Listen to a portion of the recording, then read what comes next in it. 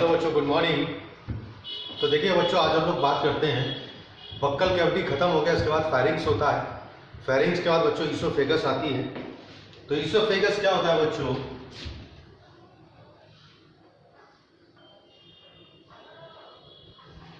Oesophagus simple pipe होता है जिसको बच्चों हम फूड पाइप भी कह देते हैं। क्या कहते हैं इसको? हम इसको बच्चों फूड पाइप भी कह देते हैं। कौन सा पाइप? फूड पाइप भी कह देते हैं।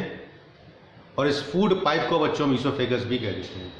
तो याद रखिएगा, फूड पाइप में किसी भी टाइप का कोई एंजाइम नहीं निकलता, किसी भी टाइप का कोई डायलेशन नहीं होता। ये सिंपली कनेक्ट करता है बक्कल कैविटी को या फेरिंग्स को, बेसिकली किससे? ये स्टोमक से कनेक्ट करता है। तो क्या कहते हैं? There is no secretion of enzyme,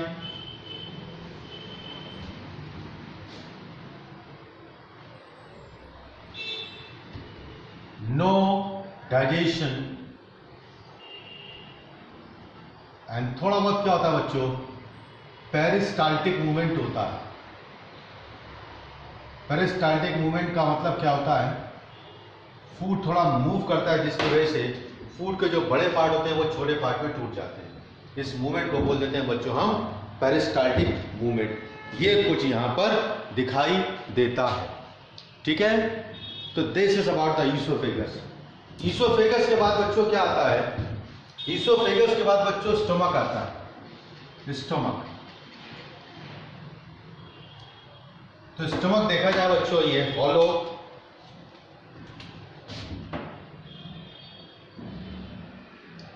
J shape structure होता है। जे शेप स्ट्रक्चर होता है। कैसा होता है? सैक लाइक होता है बच्चों। J shape structure and sac like structure. दूसरी बात, स्टोमक 4 पार्ट में डिवाइड रहता है बच्चों। कौन से? Fundus, number 2 body, number 3 pyloric part, and number 4 is cardiac part. 4 part में बच्चों डिवाइड रहता है। किस तरीके से बच्चों? तो देखिएगा, मैं आपको बताऊं। ये देखिएगा फूड पाइप होता है, ये स्टोमक होता है बच्चों। स्टोमक कुछ आपको इस तरीके से दिखाई देता है, ठीक है। स्टोमक का ये तो बच्चों ईसोफेगस है, इसको फूड पाइप कह देते हैं। ये अपर डोम शेप पार्ट दिख रहा है, इस डोम शेप्ड पार्ट को बच्चों हम फंडस कह देते हैं। ये मेन पार्ट है बच्चों, इस मेन पार्ट को बच्चों हम बॉडी कह देते हैं, ठीक है। ये पार्ट इतना देख रहे हो, इसको बोल देते हैं कार्डियक पार्ट। कौन सा पार्ट? कार्डियक पार्ट बोल देते हैं। और ये वाला इधर वाला पोर्शन देख रहे हो, इसको पाइलोरिक पार्ट कहते हैं। पाइलोरिक पार्ट कहाँ खुलता है बच्चों? ये स्मॉल इंटेस्टाइन के डुओडम में खुलता है, पाइलोरिक स्फिंक्टर के थ्रू। यहाँ कार्डियक स्फिंक्टर होता है, इसलिए कार्डियक पार्ट कह देते हैं। यहाँ पर पाइलोरिक स्फिंक्टर होता है, इसलिए पाइलोरिक पार्ट कह देते हैं। बॉडी क्या होता है? तो कहते हैं this body is a main part of stomach. Stomach का मेन जो पार्ट होता है, इसको बच्चों हम बॉडी कह देते हैं। और इस बॉडी के अंदर कंप्लीट, मतलब कोई भी जिस माइक्रोमोलिक्यूल का डायरेक्शन स्टोमक के अंदर होता है, तो ये इस बॉडी के अंदर ही यहाँ पर होता है। समझ में आ गया? तो this is about the stomach, and this stomach is divided into 4 parts, that is fundus, body, pyloric and cardiac. This body is a main part of stomach. Stomach का main part क्या होता है बच्चों? body होता है, जिसमें digestion. Okay, तो this is about the stomach and esophagus. Next हम लोग बात करते हैं small intestine and then large intestine.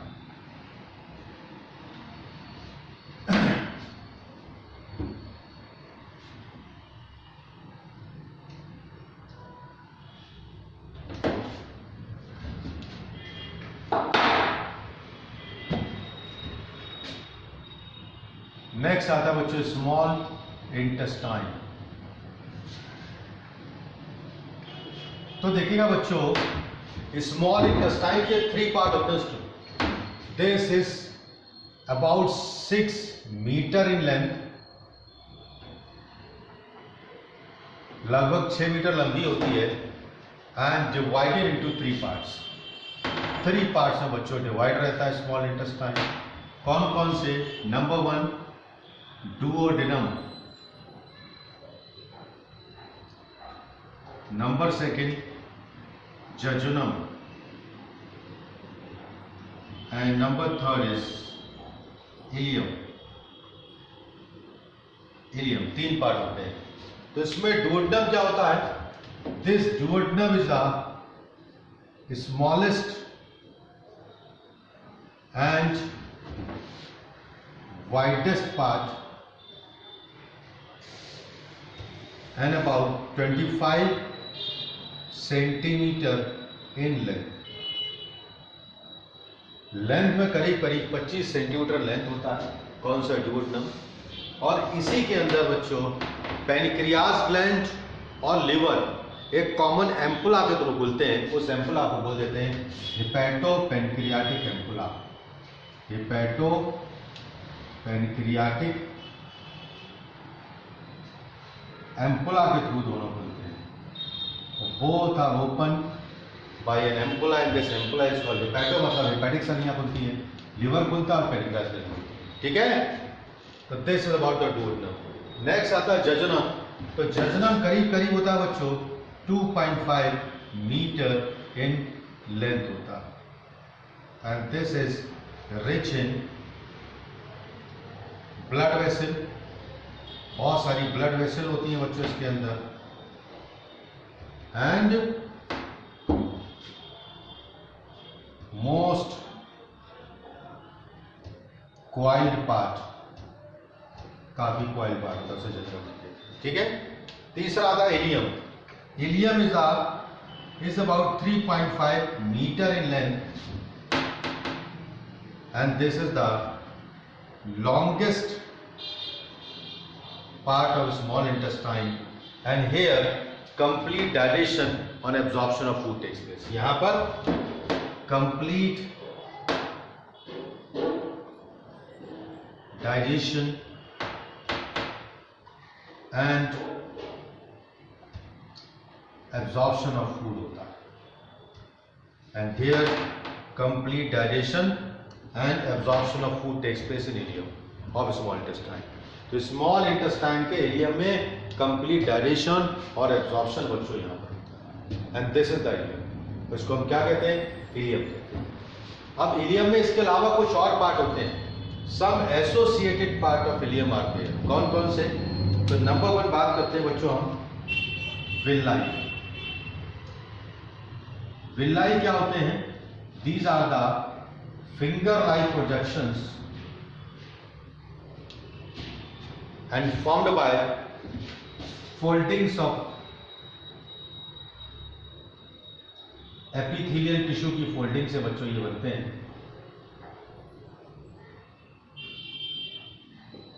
और इनका काम क्या होता है? तो कहते हैं दे इंक्रीजेस एब्जॉर्प्टिव सरफेस एरिया। दे इंक्रीजेस एब्जॉर्प्टिव सरफेस एरिया को बच्चों ये बढ़ाते हैं। ठीक है बच्चों, इसके अलावा दूसरा आता है बच्चों क्या? Pair patches. कौन सा patches? Pair patches. Pair patches कैसा स्ट्रक्चर होता है? तो this is the lymphoid structure. Lymphoid structure होता है, लिम्फेटिक टिश्यू का बना होता है। इसका काम क्या होता है? They are the phagocytic in nature. कैसा होता है बच्चों? फैगोसिटिक इन नेचर होता है, मतलब फूड के साथ कोई बैक्टीरिया, कोई माइक्रो ऑर्गेनिज्म जो हमें हार्म पहुंचा सकता है उसको मारने का काम करता है, डिफेंस प्रोवाइड करता है। तो this is the function of pair patches. तो स्मॉल इंटेस्टाइन सबसे बड़ा पार्ट स्मॉल इंटेस्टाइन का इलियम होता है और यहाँ पर विल्लाई एंड पेयर पैचेस होते हैं। विल्लाई क्या करते हैं? एब्जॉर्प्टिव सरफेस एरिया को बढ़ाता है। और पेयर पैचेस क्या करते हैं? तो मैंने आपको बता दिया, ये फैगोसिटिक नेचर के होते हैं। कोई भी पैथोजन जो हमारी बॉडी में घुसता है तो इसको मार देते हैं। ठीक है, तो इसी के साथ बच्चों एक सिंपल बता दो स्मॉल इंटेस्टाइन क्या होता है। फिर बच्चों हम लोग बात करते हैं number 2 is large intestine.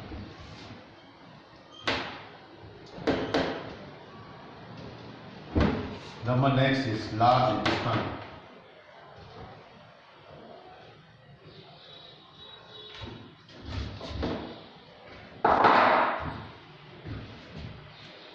Large intestine, तो देखिएगा लार्ज इंटेस्टाइन लंबाई में स्मॉल इंटेस्टाइन से छोटी होती है लेकिन चौड़ी ज्यादा होती है, वाइडर पार्ट होता है।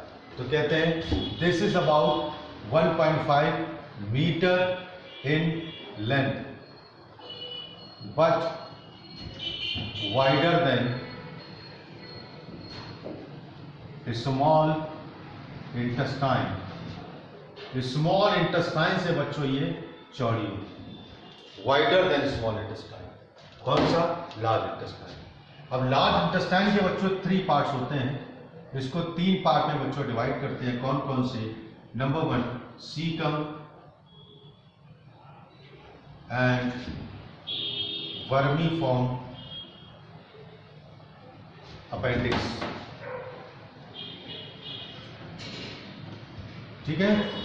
नंबर 2 कोलन एंड नंबर 3 होता है बच्चों रेक्टम। तो सीकम एंड वर्मीफॉर्म अपेंडिक्स मतलब स्मॉल इंटेस्टाइन का इलियम इसमें खुलता है। किसके थ्रू खुलता है? वॉल्व के थ्रू खुलता है। उसको क्या कहते थे हम? इलियोसीकल वॉल्व कहते थे। अब सीकम और वर्मीफॉर्म अपेंडिक्स वैसे तो वेस्टिजियल पार्ट होता है हमारे अंदर, क्योंकि सीकम की लंबाई केवल करीब करीब this is about 6 centimetre in length. वैसे क्या होता है, जितने हर्बीवोर होते हैं जिनमें कंपाउंड स्टमक प्रेजेंट होता है उनके अंदर सीकम काफी बड़ा होता है and this is meant for dilation of cellulose. हमारे अंदर सेल्यूलोज का डाइलेशन एब्सेंट होता है क्योंकि ये पार्ट वेस्टिजियल होता है। तो सपोज ये अगर मैं कह दूं this is actually the caecum, ये सीकम है, तो यहीं से फ्लप लाइक स्ट्रक्चर राइज होता है जिसकी लंबाई करीब करीब 8 सेंटीमीटर होती है। इस फ्लप लाइक स्ट्रक्चर को बोल देते हैं वर्मीफॉर्म अपेंडिक्स। तो कहते हैं at the terminal part of caecum a flop like structure arises and this flop is called vermiform appendix, ठीक है। और ये वर्मीफॉर्म अपेंडिक्स कैसा होता है? ये भी लिम्फॉइड स्ट्रक्चर होता है। कैसा? ये भी लिम्फॉइड स्ट्रक्चर होता है, फैगोसिटिक नेचर का होता है, ठीक है। लेकिन वेस्टिजियल है हमारे अंदर ये दोनों पार्ट वेस्टिजियल होते हैं। Nowadays both are vestigial in human being, but कभी कभी कुछ पार्ट फूड का फंस जाता है तो ये स्वेलअप कर जाता है। तो डॉक्टर कहता है आपको बीमारी हो गई है और बीमारी को बोल देते हैं अपेंडिसाइटिस कह देते हैं इस बीमारी को। तो अपेंडिसाइटिस में क्या होता है? ये निकालना अनिवार्य हो जाता है, सर्जरी के थ्रू इसको हम निकाल देते हैं। तो this is the caecum and vermiform appendix. सबसे बड़ा पार्ट इसका कोलन होता है बच्चों। कौन सा? Colon is the largest part of small intestine. दूसरी बात, कोलन को 4 पार्ट में डिवाइड करते हैं। This colon is divided into 4 part. कौन कौन से 4 पार्ट होते हैं? Number 1 ascending colon, number 2 transverse colon, number 2 descending colon and number 4 is sigmoid colon। 4 part हो गए, ascending colon, transverse colon, descending colon, sigmoid colon. तो देखिएगा यहाँ से ये ऊपर पार्ट जा रहा है इसे असेंडिंग कोलन कह देते हैं, इधर जाता है इसे ट्रांसवर्स कोलन कह देते हैं, नीचे जा रहा है इसको डिसेंडिंग कोलन कह देते हैं, और जो रेक्टम में खुलता है इस तरीके से सिग्मॉइड कोलन कह देते हैं। मतलब अगर मैं स्ट्रक्चर बनाऊं तो करीब कुछ इस तरीके से स्ट्रक्चर बनता है। किसका? स्मॉल लार्ज इंटेस्टाइन में कोलन का। तो कोलन में जो मैं रेड कलर से बना रहा हूं, ये 3 लॉन्गिट्यूडनल मसल फाइबर होते हैं, और तीनों लॉन्गिट्यूडनल मसल फाइबर को कॉमनली हम क्या कह देते हैं? तो दे आर कॉमनली कॉल्ड टीनियाई। क्या कह देते हैं इनको? टीनियाई कह देते हैं, ठीक है। तो इसमें देखिएगा इस तरीके से पाउच लाइक स्ट्रक्चर होते हैं कोलन में, ये पाउच लाइक स्ट्रक्चर होते हैं, ठीक है। इन पाउच लाइक स्ट्रक्चर के अंदर बच्चों पानी भर रहता है and this pouch like structure is called, ठीक है। और ये आगे चल करके यहाँ पे रेक्टम होता है, ये एनल कैनाल। तो याद रखिएगा कोलन में ऊपर जा रहा है असेंडिंग कोलन है, इधर जा रहा है ट्रांसवर्स कोलन है, नीचे आ रहा है इसको डिसेंडिंग कोलन कहते हैं, थोड़ा मुड़ जा रहा है सिग्माइड कोलन कहते हैं। इसके अंदर 3 group of longitudinal muscle fibre देख रहे हो, इस ग्रुप को बोल देते हैं टीबीए। एक प्रकार का स्केलेटन प्रोवाइड करता है इसको, और इसके किनारे की तरफ एक पाउच प्रेजेंट होता है, पाउच को क्या कहते हैं, ऑस्ट्रा कह देते हैं। इसके अंदर पानी भरा होता है और ये जाकर के खुलता है रेक्टम। ये रेक्टम है, करीब लास्ट का 25 सेंटीमीटर पार्ट जो होता है एलिमेंट्री कैनाल का रेक्टम कहलाता है। इसमें केवल अनडाइजेस्टेड फूड बच्चों स्टोर रहता है। This is the storage house of undigested food. और अनडाइजेस्टेड फूड कैसे, इसको समय समय में बाहर निकालना रहता है बच्चों। ये एनल कैनाल होती है, ये लास्ट की करीब करीब 2 सेंटीमीटर लंबी एनल कैनाल होती है। एनल कैनाल बाहर खुलती है किसके थ्रू, एनएस के थ्रू खुल जाती है। एनएस पर ये ट्रांसवर्स फोल्ड यहाँ पे दिखाई देते हैं, ठीक है। इनको हम क्या कहते हैं, इनको एनल कॉलम कहते हैं, एनल कॉलम कहते हैं। और कभी कभी जब आपको कॉन्स्टिपेशन रहता है तो यहाँ ब्लड वेसल का साइज बढ़ जाता है और बड़ा सा मस्सा डेवलप हो जाता है, तो इस बीमारी को हम पाइल्स कहते हैं। इसको फिर सर्जरी के थ्रू रिमूव करते हैं। और कभी कभी जिनको क्रोनिक कॉन्स्टिपेशन रहता है, वॉशरूम में बैठ के ऐसी जोर लगाते रहते हैं तो एनल कैनाल कई जगह से फट जाती है और एक कई जगह छेद हो जाते हैं, जिसकी वजह से एक छेद नहीं रहता, कई छेद बन जाते हैं। तो इस बीमारी को कहते हैं फिस्टुला। ये किसकी वजह से होते हैं, ये आपको पता है, ये कॉन्स्टिपेशन की वजह से बीमारी, ठीक है। और कोलन में एक बैक्टीरिया रहता है, कौन सा, एस्चेरिचिया कोलाई बैक्टीरिया। वो क्या करता है, हमारे फीकल मैटर को खाता है और हमें एक विटामिन बनाकर देता है, कौन सा, विटामिन B12। और विटामिन B12 किसी भी वेजिटेबल में नहीं मिलता, विटामिन B12 को हमेशा ये कोलाई बैक्टीरिया बनाता है। और विटामिन B12 की कमी हो जाती है, उसकी वजह से पर्नीशियस एनीमिया हो जाता है। समझ में आ गया। तो देश इसमें सिंपल स्ट्रक्चर बताया था कि लार्ज इंटेस्टाइन कैसी होती है, स्मॉल कैसी। समझ में आ गया। अब नेक्स्ट वीडियो में बात करूंगा बच्चों में हिस्टोलॉजी ऑफ एलिमेंट्री कैनाल।